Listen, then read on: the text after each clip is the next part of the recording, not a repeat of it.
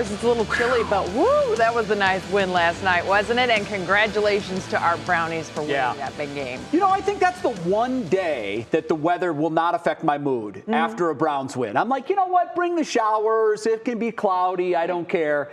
They had to have this one, and they went out there and they got it. And because of it, we're all in a good mood today. A very good Friday afternoon to everyone watching. Thanks for spending time with us. You know the drill. Betsy Kling, Jay Crawford. And if this doesn't set the table for a great weekend, I don't know what will. Listen. Keenum underneath center. Dearness Johnson in the backfield from the 4. Why not? Give it to Johnson. He's off a rub hit. He going to the goal line. Touchdown! 75 yards. Lickety split. And Dearness Johnson goes in. Opening drive, 2 minutes, 40 seconds, boom, boom, boom, boom, 5 plays, touchdown. And everyone's like, okay, this one's going to be easy. Yeah. Not so much. But Dearness Johnson, a star is born from a fishing boat in Key West That's hilarious. to the starting lineup for the Cleveland Browns. He was reeling in mahi-mahi, and that's the path that Dearness Johnson has taken to the NFL. Wow, he showed last night why he belongs in this league. He does, and so Nick Camino is here to kind of firm all of that up for us on this Victory Friday. First of all, that first drive, that might have been the best drive of the season.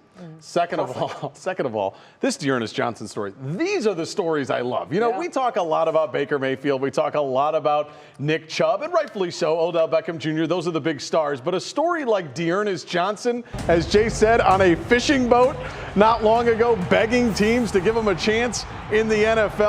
This was so much fun, and by now you know the deal. Nick Chubb was out, Kareem Hunt was out. The Browns dealing with so many injuries, so it's time for the third-string running back to get the start on Thursday night in prime time in a game the Browns absolutely had to have. I mean, this was the opportunity of a lifetime, and he made the most of it. 146 yards on the ground on 22 carries. He had that touchdown, really steadied that Browns ground game. These are the stories you pull for. I mean, these are the players that you get behind. Dearness Johnson, it felt like something out of a storybook last night. Coming from, the fishing boat, I always dreamed of playing in the NFL, just playing in the AAF. At the same time, I always dreamed of getting here, and just being able just to be on this team is a blessing. And like I say, man, it's always a dream come true just to be here and just to be able to play, and start and just come out and help the team win. That's the best feeling. To add to Johnson's special night, how about this? Lakers superstar LeBron James taking to social media and his 50 million followers giving Johnson some serious love here. He says, love to see it. That is so awesome. I mean, that had to be so cool, almost like a surreal moment for Dearness Johnson to see the greatest basketball player on the planet right now giving him some love on social media. You could see his face. He was just kind of shocked and stunned for a minute. I got that. And big kudos to the offensive line for the Browns, too. It's a great story with Dearness Johnson, but I think we got to give those guys up front some love. They really opened some holes for him to run through, and they did a great job all night. And they were banged up. We knew that. So big love to the guys up front on that Browns line. Goes to show you, Jedrick Wills, the starting left tackle, what a difference one player who's not a skills player can make in the whole machine. It really was a fun thing to watch. It wasn't pretty, and it came it came down to the Browns had to get 3 first downs late in order to salt that thing away. A win is a win. But they did it. Yes. And now they can exhale, they can heal up, and they can get ready for the Steelers in 8-9 days. Yeah, it's like they're viewing it as a mini bye. Yeah. This is nice, take the win. It wasn't the prettiest thing of all time. We won't see it on ESPN Classic or NFL Films anytime soon. No. But it was a win. I'm glad it was against the Broncos. They've now lost 4 in a row. I think their coach might be on the way out. You caught them at a good time. But, hey, rest up, get ready, and let's enjoy a Victory Friday. We'll turn it into like a Victory weekend. Yes. I thought we'd have some cocktails. Don't you guys usually have wine up here and stuff like that? It's underneath here. We do it during the commercial breaks and when you're gone. When you're gone. I'll come back. It's our stash. All right. Thanks so much. You got it. Talk to you soon. Yep. Well, now on your feet at 5, woo, what a day we had yesterday, y'all. A massive storm made its way across northeast Ohio. Some of it was caught on tape.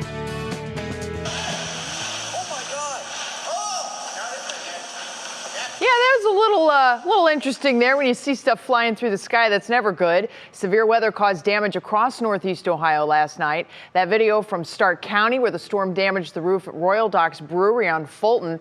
What you're looking at now is actually in Wickliffe. I believe this is the brewery. Plenty of debris nearby, trees, homes also hit by the storm, but the brewery is currently closed. The entire roof lifted off, and you can actually see there's a conduit over there that has a little bit of a wire. So it's what, 10 inches? 10 inches it went up, came back down, and there's like all kind of debris all over the floor and everything like that, but also it shifted at the same time. Well, there were 150 people in the party center when the building was hit. Thankfully, no one was injured. Wow. Yeah. The National Weather Service was, how many tornadoes did they I'm actually detect? literally brand new just looking at this. They're putting out the reports right now. There have been 6 confirmed tornadoes by the National Weather Service so far. They issued 11 warnings yesterday in a short period, 2.5, 3 hour period. That is the most warnings in one day since at least 2005. So it's been a long time since we've had a day like that. Wow. Most of what I'm seeing right now are EF1 tornadoes, which the winds are generally probably less than 100 miles per hour. I'm still getting into all the particulars here, but you know, it's what's the big like the worst you can get? EF5. Okay, so that's okay. That's the Oklahoma, I Texas, want to take a second. occasionally Ohio. I want to take a second. This may embarrass you, but I hope it doesn't. I really wanted to say this. I sat here yesterday because we were kind of on standby with what's new. And I sat here yesterday. I had a front row seat for your and Matt's tag team coverage. And I want to applaud you and Matt. I've lived in many places across the country. I have. And some of them are bad weather places. Tampa gets a lot of bad weather with the hurricane system. In my humble opinion, I don't think you will find a better weather team than the 3 News weather team. And the job that you two did yesterday, calm, very measured. I just thought it was tremendous. And I just sat here, and it's very rare that you do this in the business because we're used to this. This is what we do, and very little impresses us. I couldn't have been more impressed. I just thought you guys were amazing. Thanks. Thank you. Matt got it all started, and I'm trying to see. I don't see that on your scripts anywhere. Oh, no, none of that. Believe me, that was not written. I really wanted to take an opportunity to do that today because I just, and I know that the viewers appreciate what they have in this team. When weather breaks, you have a lot of different choices. I think you'd be silly to go anywhere but right here. And I'm not saying that because I have to. I'm just saying that as an informed viewer who really was marveled yesterday at how well you guys, and how professional and calm you were able to, you're in the eye of the storm too. Mm-hmm. But you'd never know it from watching you two. Tremendous. Thank you. Tremendous. Okay, big news today from Pfizer as the company reveals its efficacy for kids ages 5 to 11. The company claiming that its COVID vaccine is very effective. This is the news we've been waiting for. The kids involved in this study received doses 1/3 the size of those given to teens and adults. Our senior health correspondent, Monica Robbins, joins us now. All right, so what else has the company released? Oh, my goodness. Lots of news today. So Pfizer says the child-sized doses are more than 90% effective for kids 5 to 11. The drug maker released the data today after tracking nearly 2,300 kids who received the smaller doses than, of course, what's given to teens and adults. Now, Pfizer found the shots safe and effective in preventing severe disease in kids who got COVID. And now the FDA and CDC have to review the data and decide. The FDA meets October 26th. CDC meets November 2nd. They both have to sign off before the shots could be available. But if they do, kids could be vaccinated before the holidays. Meanwhile, the government already bought enough kid-sized doses to vaccinate about 28 million 5 to 11-year-olds here in the U.S. Okay, so as far as this the trail from trials to the CDC and the FDA, there's a lot of different steps. We know that the FDA and the CDC have looked at these. They've signed off on these boosters for adults. What happens next, and what's the timeline? When might this happen? Oh, this will make you very happy. So, you know, I'm getting a lot of emails from pharmacies. They're already giving boosters to those who are eligible. So last night, the CDC signed off, approved boosters from Moderna and Johnson & Johnson, as well as approved the option to mix and match. So those over age 18 who received the one-shot dose of the J&J vaccine can get a booster 2 months months after the first. Here's who can get the others.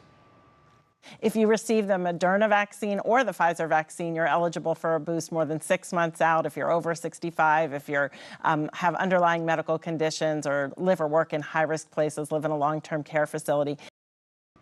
So something else that's really important, if you got Pfizer or Johnson & Johnson and you want to switch to Moderna, you're only going to get a half dose. Right, oh, really? Yeah, keep that in mind. As opposed to the full dose if you stay with your brand. Yeah, that's pretty much it. Only Moderna, they decided they're giving a half dose. Okay. So fascinating. And I mean, the research continues, right? So what is the latest on all the vaccine research? Oh my goodness, I could like write a book on this stuff. So here's the latest. A Japanese company is now testing a next generation COVID vaccine. So the company, VLP Therapeutics, says it's an advanced version of the messenger RNA shots like the Moderna and Pfizer shots. They call it Replicon. And this vaccine requires just 1/10 or 1/100th of dosage compared to the current vaccines. That could help minimize the adverse reactions we've heard about. 127 grams of the dose, get this, would be able to vaccinate Japan's entire population of 120 million people. And they are planning to file for approval next year. In that country, we'll have to wait and see, but it may not be. If that's true, I would expect other companies to maybe follow suit and start following that kind of practice. Well, that's incredible. But yeah, but we're going to see a lot of changes coming in the upcoming months as we continue down this journey. Wow. That's amazing. Okay, great. Thank you. Itty bitty bit. That's amazing. Still ahead for us, shocking news on the set of a movie with Alec Baldwin, how an incident with a prop gun turned deadly. But first, it really feels like fall outside, finally. The temperatures are crisp, the air is cool. Emily Mayfield continues to explore the land, and today, she is taking us on an apple and pumpkin picking adventure.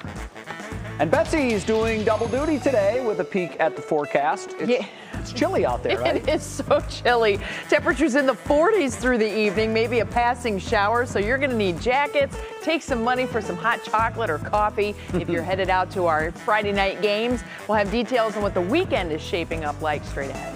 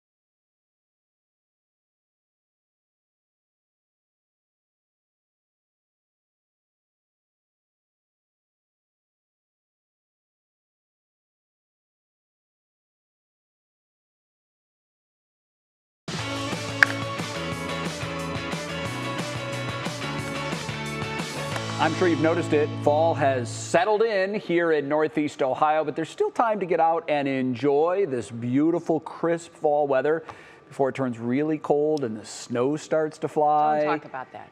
In fact, the perfect fun fall weekend can include apple orchards, pumpkin picking, just out enjoying the elements. And you know who loves that? Emily Mayfield does, and that is exactly what she set out to do in this edition of Emily Explores the Land. Fall is here, and there's no better time to enjoy some beautiful weather with friends and family. Today, I'll take you on a fall fun adventure, starting here at Hillcrest Orchards.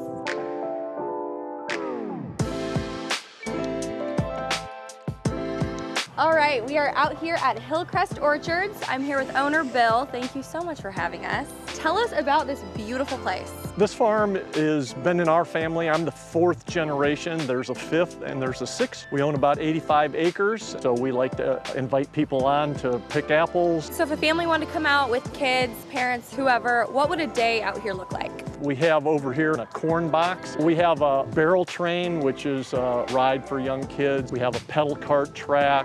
We have pumpkin picking. We have apple picking.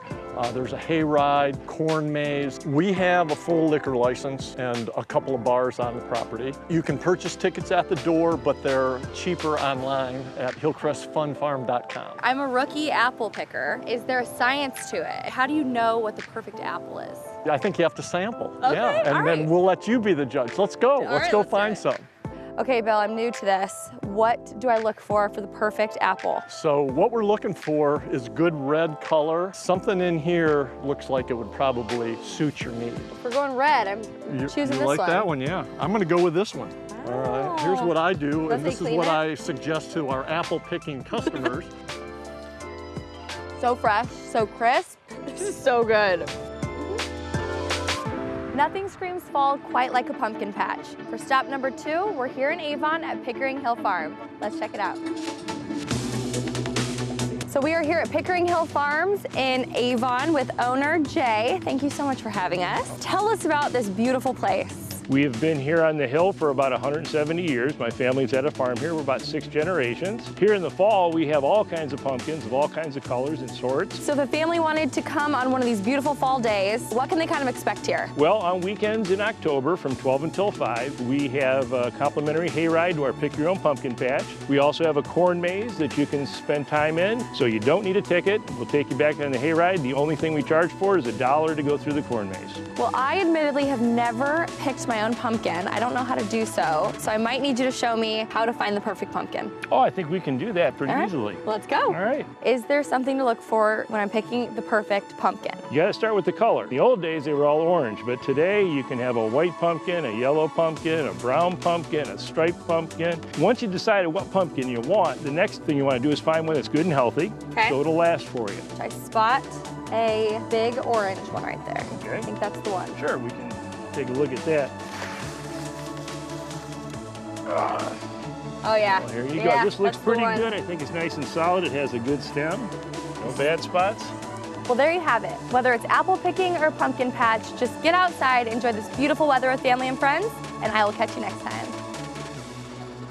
All right, obviously Emily had a great time. Yeah. It is fun. If you haven't done it, everybody should. It's really cool. Hillcrest Orchards, by the way, which we mentioned in the piece, is in Amherst. That's in Lorain County. Yeah, we just love our fall season here in Northeast Ohio. There are so many great little pumpkin patches and places to pick up pumpkins. So what was funny when I was watching Emily take a bite of that apple, you could almost taste it. It was like, I want one of those. I know, now I'm so hungry for delicious. an apple, which I love anyhow. It is. All right, let's get caught up on what's happening with this forecast, everybody, because we did have a very busy day today. The National Weather Service survey crews have been out. They have confirmed 6 tornadoes in Northeast Ohio. So real quick, I'm trying to remember these as best I can from memory as I scan this. But tornado number 1, this is Brunswick to Richfield, just over 2.5 miles on the ground, 50 yards wide. This was an EF1.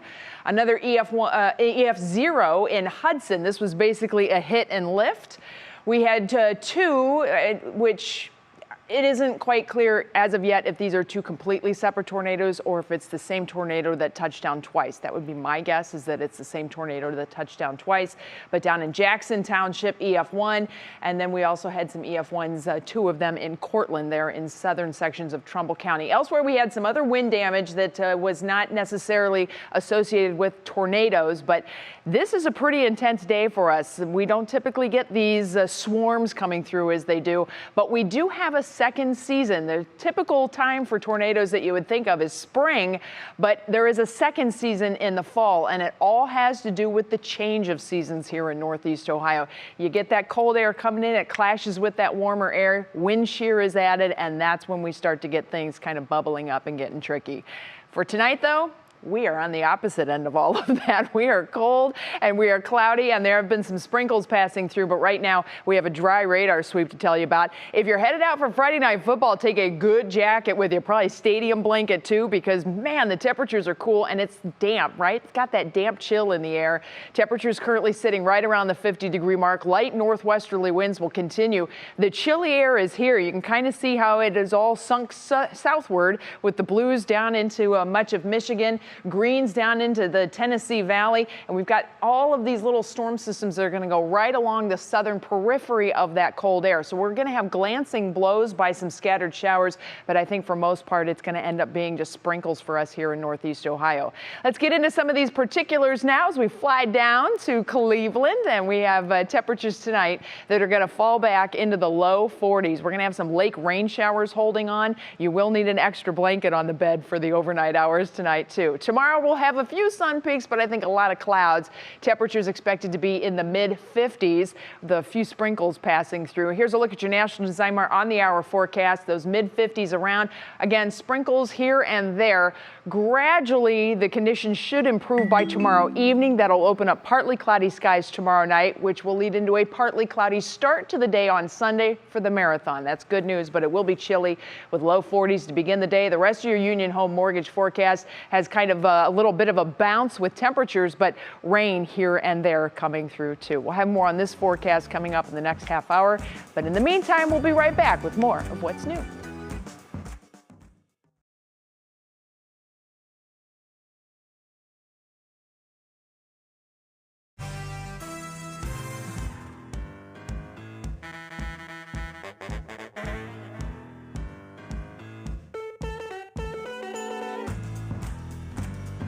I do. How's it going?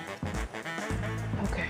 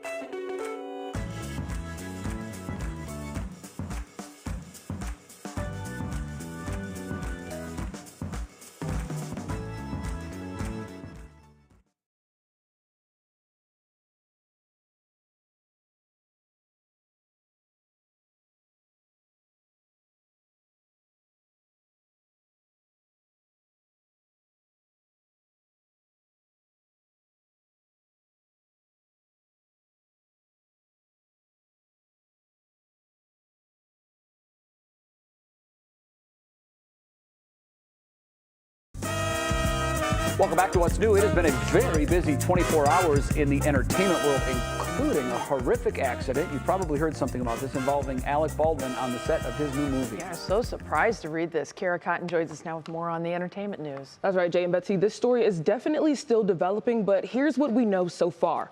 While on the set of Rust, a Western being filmed in New Mexico, Emmy Award-winning actor Alec Baldwin discharged a propped firearm, killing the film's director of photography and wounding the director yesterday. The details surrounding the incident remain unclear. However, the woman who died was 42-year-old Helena Hutchins. In a tweet this afternoon, Baldwin wrote, "There are no words to convey my shock and sadness regarding the tragic incident that took the life of Helena. I'm fully cooperating with the police investigation to address how this tragedy occurred. Filming for the movie has been halted indefinitely, and as of now, no charges have been filed."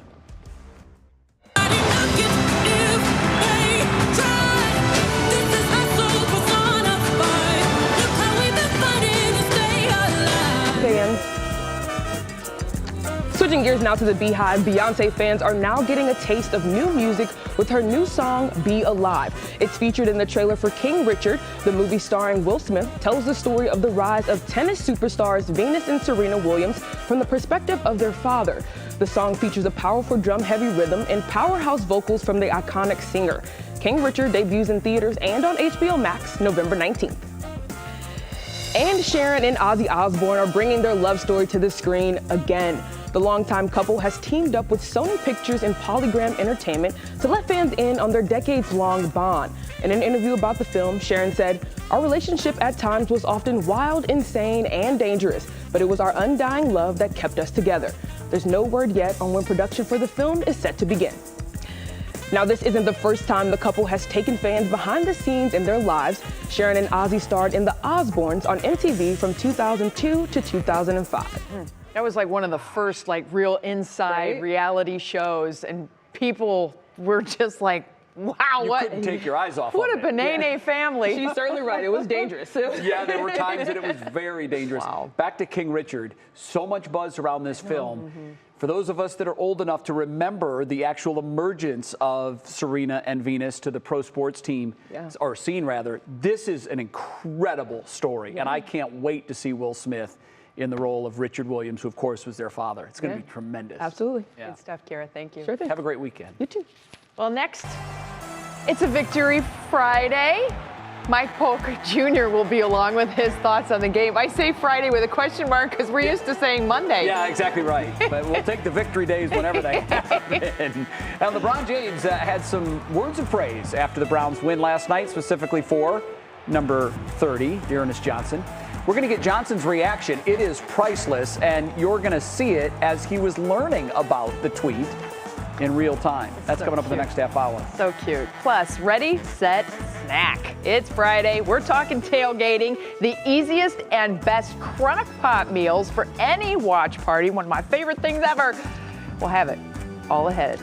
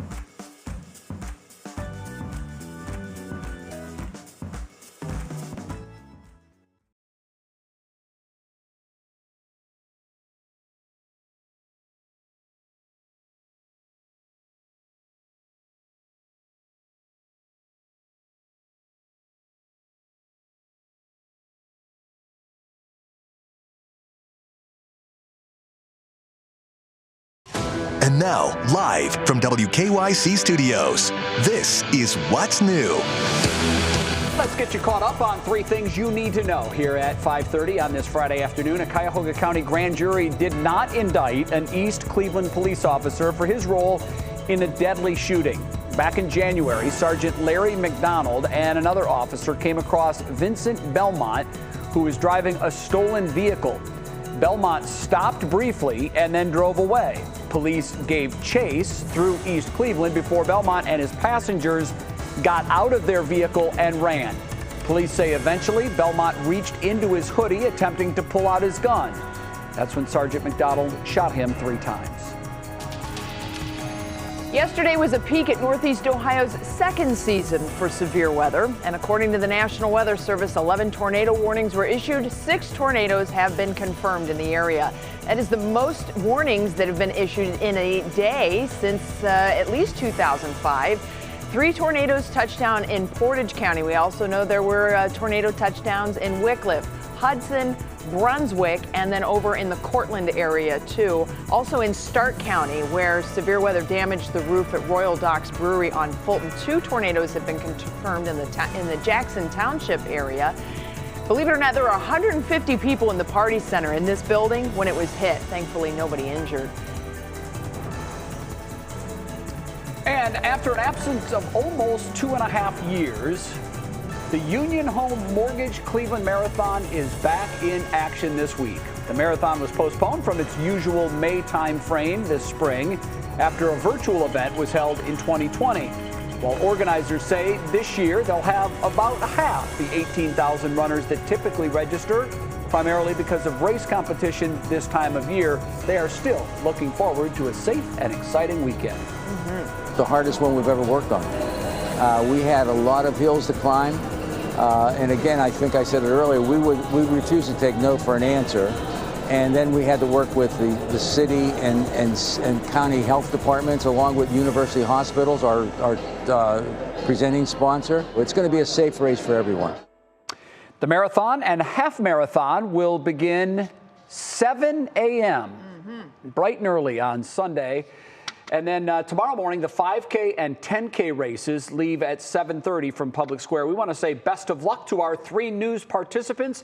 Matt Wintz has been gearing up for this race for a while, as has Marissa Saenz, Paige Katrinchak, and Hope Sloop. Good luck to all of them. Hopefully they're going to be able to do it in fair style, because it's going to be chilly out there. The run is going to feel good. I think the big thing for a lot of the runners this year is the fact that sunrise isn't until about 7:50. So you got the first 50 minutes of your race in the dark. Yeah. And then as sunrise happens, I think it'll be kind of cool. I was talking to Marissa, and by the way, welcome back to the second half hour of What's New. Jay Crawford, along with Betsy Kling. Marissa says she prefers, and most runners will tell you this, they like the cool temperatures so they don't overheat.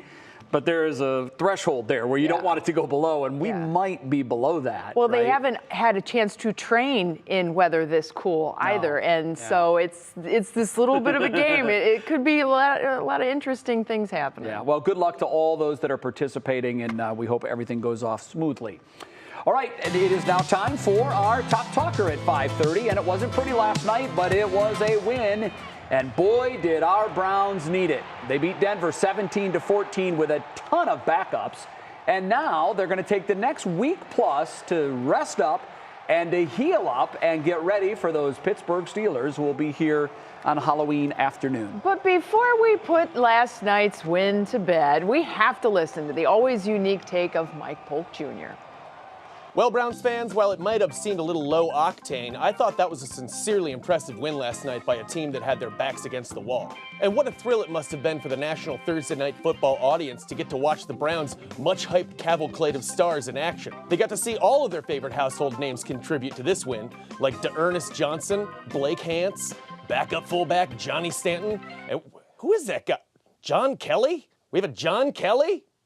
All right, well, good for him. The point is, it wasn't exactly our A team out there last night, and that's what made it so impressive to me. The fact that they managed to win despite all the injuries is a sign that the Browns are a disciplined, well-coached, and deep team, and that's fantastic. That said, we obviously also need to keep things in perspective. First and foremost, let's look at who we beat. These are no longer the storied John Elway Broncos of yesteryear. Side note, I always hope that I might one day reach a point of emotional maturity that when the broadcast cuts to John Elway sitting in his suite, I won't feel a deep, relentless fury from the moment he's on screen until the moment they cut away. Yesterday was not that day.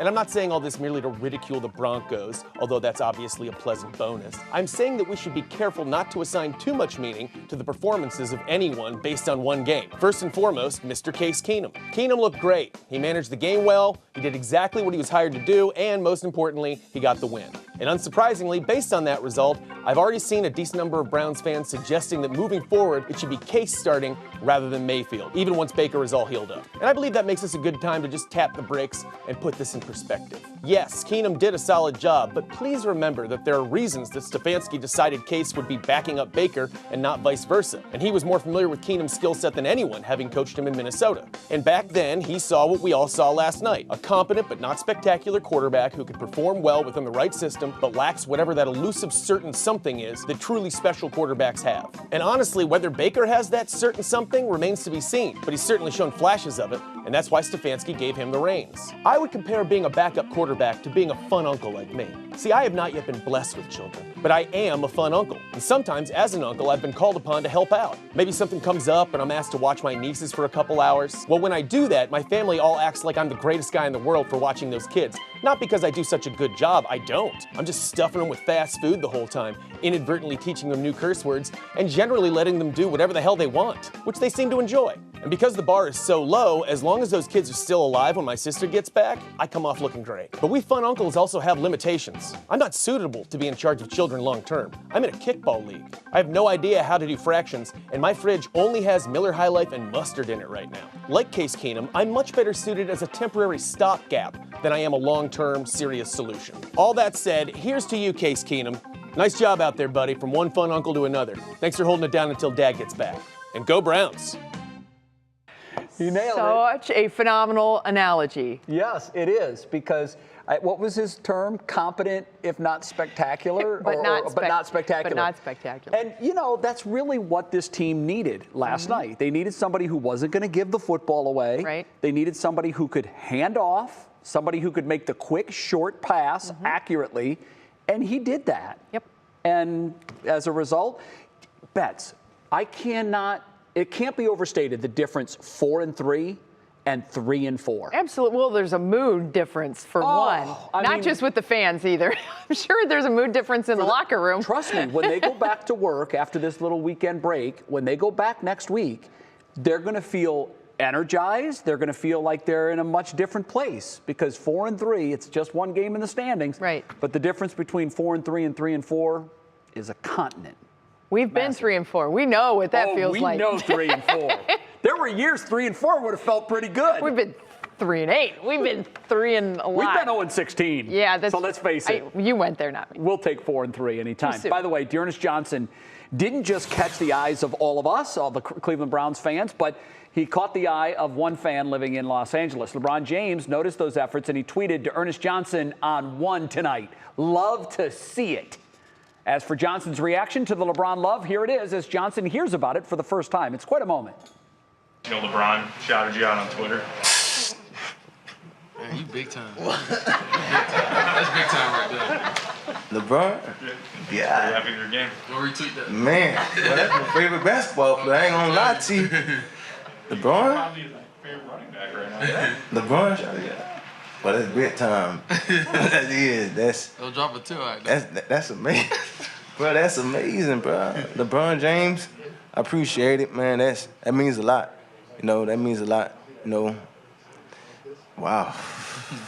Now, I bet his phone had hundreds of messages. Yeah. People that he has forgotten he ever knew. They would probably saw what he did and were reaching out saying, "Yo, you made it. Look at him run. You made it." So I didn't get to see any of the game last night. I was in busy working. Mop-up mode from the storms yesterday, and that's the one thing that I heard. You know, everybody's like, "Johnson!" And I was like, "Johnson?" Yeah. But then this tweet comes out and you see his reaction, and then you hear more and more about his backstory, Johnson's backstory. Yep. I mean, can you imagine him on a fishing boat, off of Key West, pulling in the fish? Doing what he had to do to survive. Did he ever once imagine LeBron James would be shouting him out for doing a good job? We love that kind of stuff. It's a great question. I'll guarantee you he didn't. When he was getting up early and going out on those fishing charters, he probably thought there's never going to be a day where LeBron James is going to send me love on social. Let's face it, we love underdogs here in Cleveland. We do. We love it. It's something else. Fun story.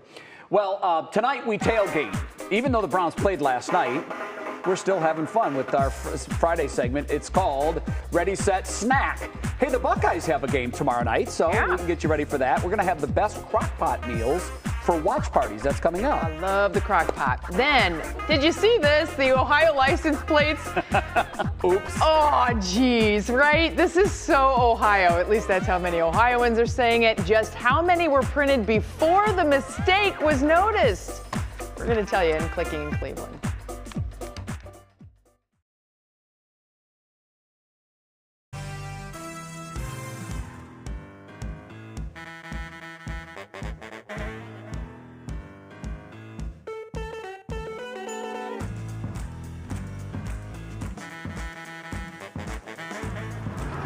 Be on this side or this side? This side. I'm left-handed. Okay. So we'll put this mic on you. Okay.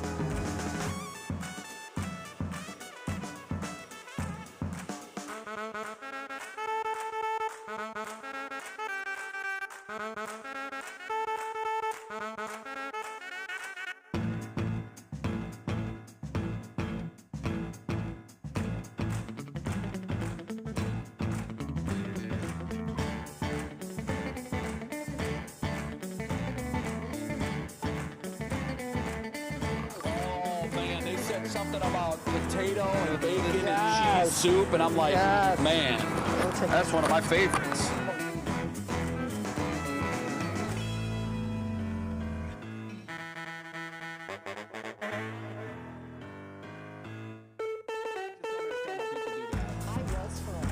No kidding. Until I started chefing. And then you're like, yeah, enough of that. Well, you got to taste everything. And You do. Yeah. You absolutely do. Anything with bacon now is like, come on. I do. Are we first out of break or are we after weather? Okay, great. Okay. Got my gloves on. So, are you going to...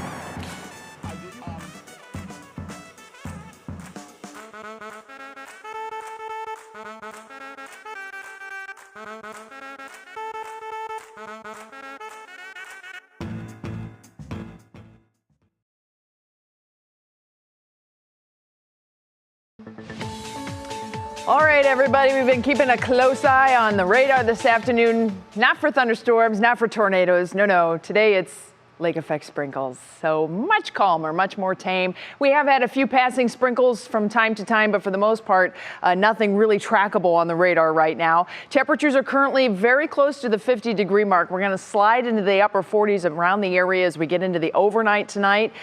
Tomorrow morning, we're likely to be in the low 40s. In some of our typically cooler outlying areas, you could even be touching into some upper 30s. So the chill is here, not quite as cold as the chilly air that is just north of us into portions of the upper lakes, but you can kind of see where this little dip is set up, and that little dip is going to become the focus for a little storm system to skirt to the south of us.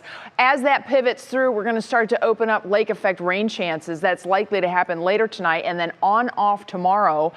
Then on Sunday, we have a whole nother system that's going to come our way, and it's going to be coming at us from the deep south. So as far as the big picture goes, we do have calm weather in the central part of the country. Beneficial rain has been coming ashore on the western side of our country, but for the most part, the cool air is really what we are focusing on. Notice how we have this dip here in the blues, the cool air. Once that cool air starts to lift out, you're going to see this little baby start popping up in your National Design hour-by-hour forecast.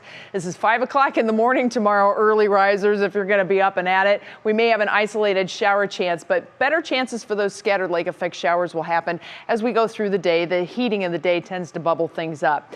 Then by tomorrow night, here comes that system out of the south, and that's going to start to push some rain in here for Sunday morning.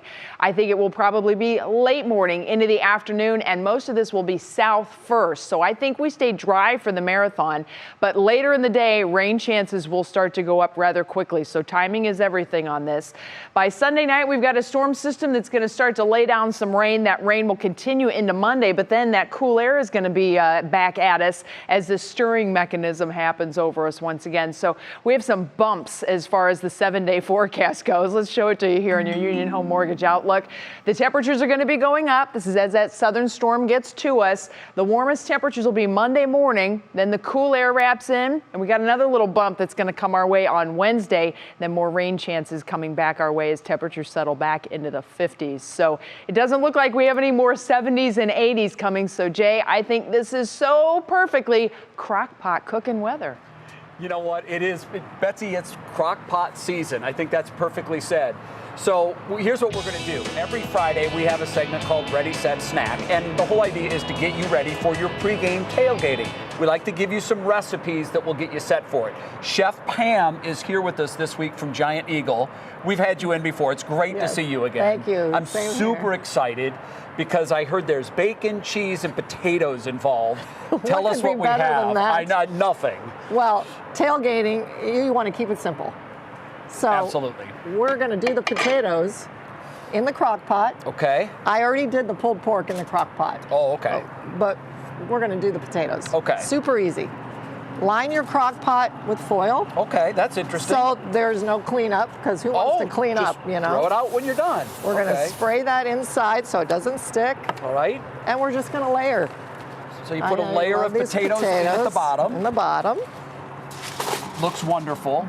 By the way, we'll have this recipe on our website, WKYC.com, if you're so bold to try this. And then just grated sharp cheese. Cheddar. Okay, cheddar. I like white and yellow. Okay, wonderful.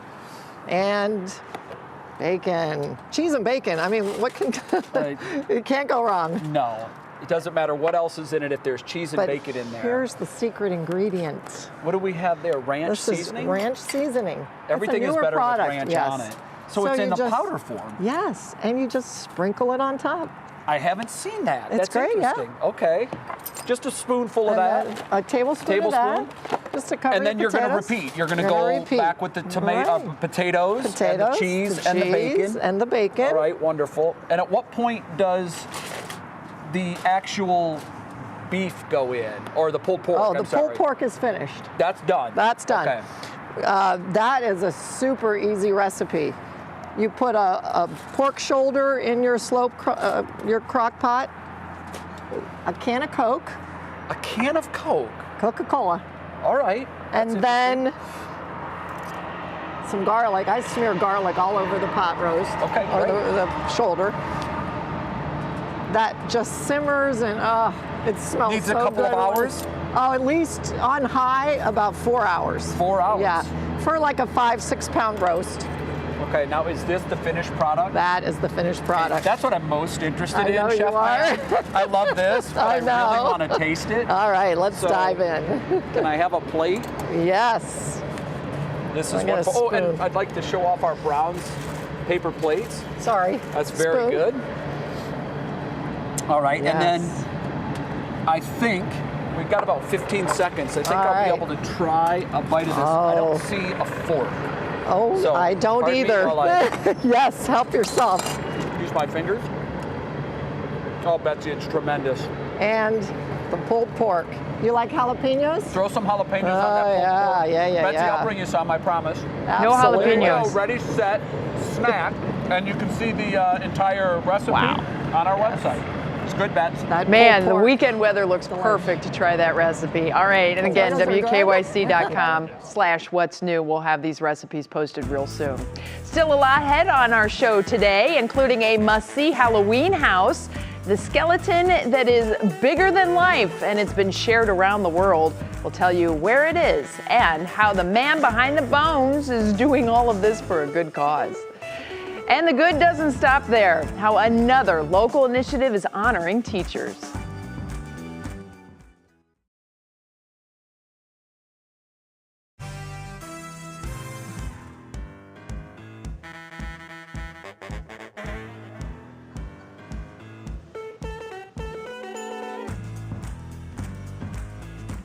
Hello, this is What's Clicking in Cleveland. We're talking about a big bet and other stuff.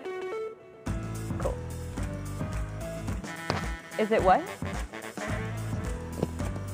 It's a little lower. I can put it up some. Yeah. Is that better? Okay. Yep.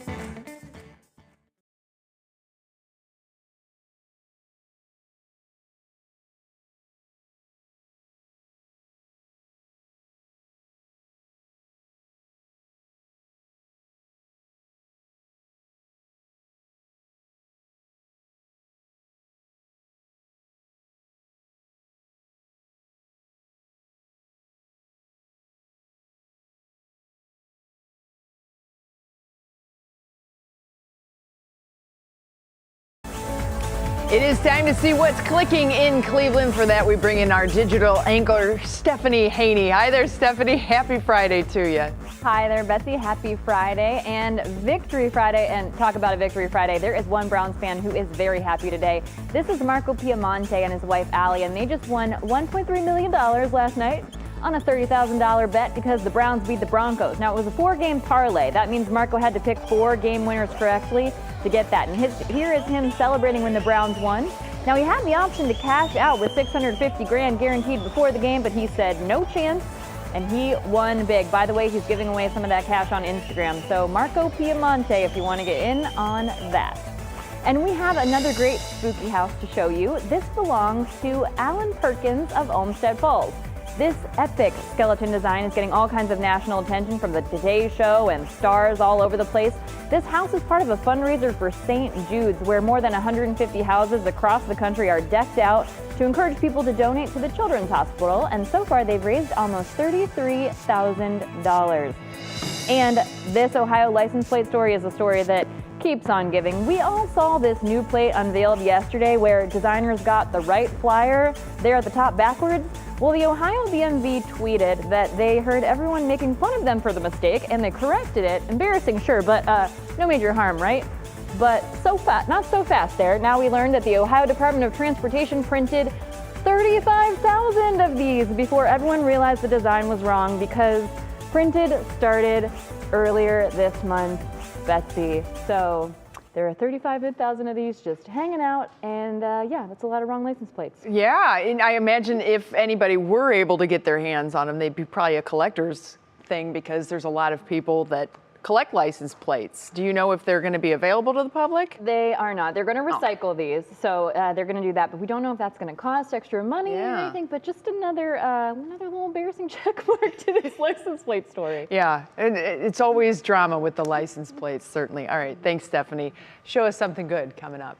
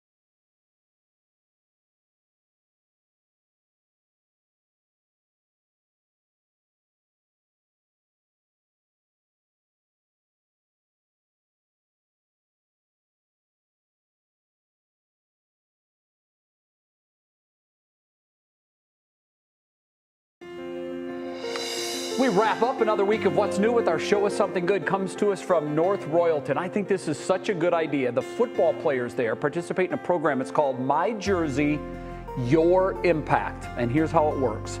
Seniors present their football jersey to a teacher who impacted them during their high school years. Wow. It's just a way to say thank you.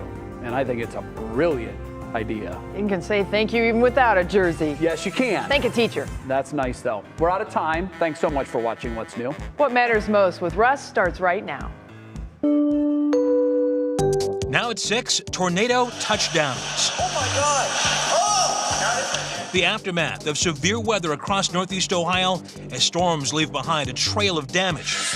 Also, expanding eligibility. With the government pushing the COVID booster program forward, when and where can you get your next shot?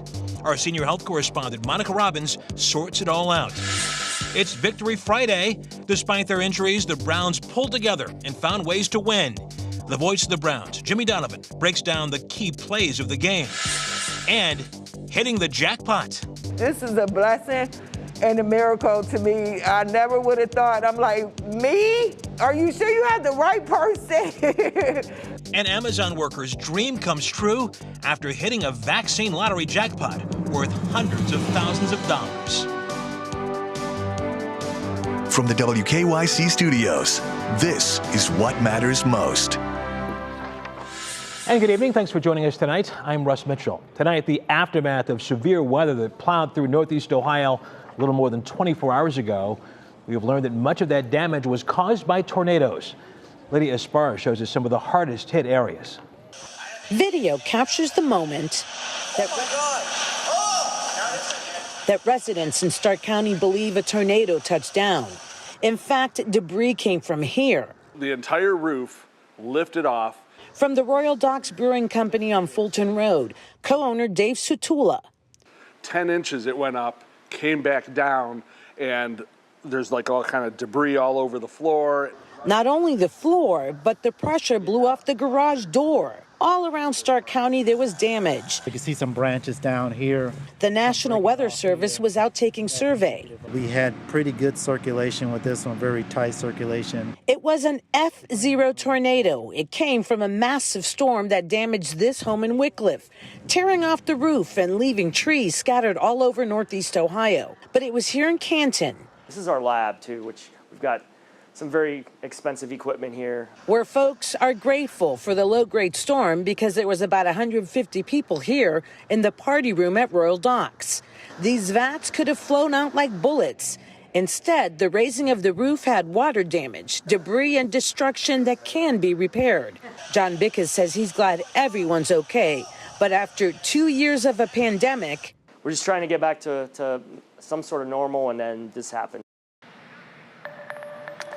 Oh yeah, this happened in Stark County. You can see the roof there. It's really shattered. It's hard to believe that that was a tornado, but it's one of 4 tornadoes that came here in Northeast Ohio. And Russ, the folks here at Royal Docks, listen to what they're doing for their people. Because of the pandemic, now the tornado, everybody obviously cannot be working, but they're going to continue to pay these employees until they get back in business, and that could take weeks and thousands of dollars. Back to you. Incredibly thoughtful. All right, Lydia Esparra, thank you. We have an update tonight of the investigation of a police shooting in East Cleveland. A Cuyahoga County grand jury has declined to indict East Cleveland Police Sergeant Larry McDonald, who shot and killed Victor Belmonte after a chase back in January. Attorney General Dave Yost said, quote, McDonald performed his duty protecting the lives of other innocent people, end quote. We have new video of the arrest of a Lakewood man who is facing kidnapping charges. Police say 45-year-old Jeremy McCuster tried to grab a 12-year-old boy during soccer practice at Madison Park Wednesday night. The coach intervened and worked with an off-duty security guard to tackle McCusker and hold him until police arrived. There is a lot of news this week on the COVID vaccine front, and to tell us about that, as always, is our senior health correspondent, Monica Robbins. Hi there. Hey, Russ. Yeah, there is a lot of news that happened. So last night, the CDC signed off on Moderna and Johnson & Johnson vaccine boosters, as well as permission to mix and match vaccines. The Moderna booster follows the same guidelines as Pfizer. People over age 65, those with underlying conditions that put them at risk, and those in high-risk jobs. People can get boosted 6 months after their second dose. Now, J&J boosters are for those over age 18, available 2 months after the first shot. And if you had Pfizer or J&J and you want to switch it up and get a Moderna booster, you'll only be getting half a dose. The CDC now will allow new recommendations to mix and match, and we do not indicate a preference. Or if you go into a pharmacy and they don't have the vaccine that you originally got, it really is fine to get a different vaccine. Meanwhile, Pfizer says its child-sized vaccine doses are more than 90% effective for kids 5 to 11. The drug maker tracked nearly 2,300 kids who received smaller doses than what's given to teens and adults. Pfizer's research found the shots were safe and effective in preventing severe disease in kids. Now the FDA and CDC will review that data and decide. The FDA panel meets October 26th. CDC panel meets November 2nd. Now they both have to sign off before the shots could be available, but if they do, kids could be vaccinated before the holidays. Meanwhile, the government already bought enough kid-sized doses to vaccinate about 28 million 5 to 11-year-olds in the U.S. So they're pretty sure this might pass. We know, though, parents have a lot of questions. So we want you to save this date, November 4th, from 7 to 8 p.m. on air and online. We're having a town hall discussion with physicians from the region's 3 children's hospitals to answer questions relating to the vaccine and kids. You can start texting your questions now at 216-344-3300. And remember, that is a text. 216-344-3300. Lots of headlines there, but the one that really sticks out for me is kids 5 to 11 perhaps getting the vaccine before the holidays. Yeah, and that's obviously the Biden administration thinks it's going to pass, and we're just going to have to wait and see. I would like to think both FDA and CDC are just going to go over this data with a fine-tooth comb. All right, Monica Robbins, thank you. Sure. A consumer alert to tell you about tonight. Walmart is recalling a spray after what the CDC described as a rare and dangerous bacteria was found. The agency is investigating the Better Homes and Gardens essential oil-infused aromatherapy room spray and found a bacteria that can cause fever, illness, and even death. In fact, 2 deaths have already been linked to the spray. If you bought this, you're advised to take the product back to Walmart for a refund. Oh yeah, it is a victory Friday in Northeast Ohio after a pair of new heroes led the way to a win over the Denver Broncos. Our guys are now 4-3 and get a little bit of rest